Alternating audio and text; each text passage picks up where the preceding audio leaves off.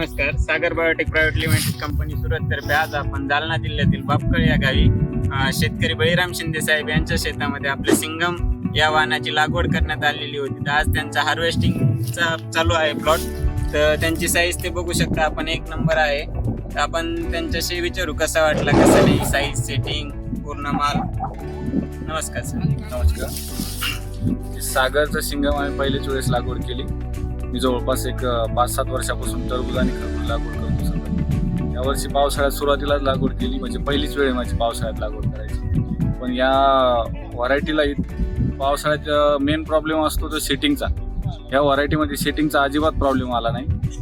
म्हणजे अपेक्षेच्या वर इथं सेटिंग झालेली आहे आणि साईज पण एकदम छान झाली आहे. रोगाला सुद्धा ही खूप प्रतिकारक्षम ही अशी व्हरायटी आहे आणि व्यापाऱ्यांचा सुद्धा याला भरपूर सपोर्ट मिळाला.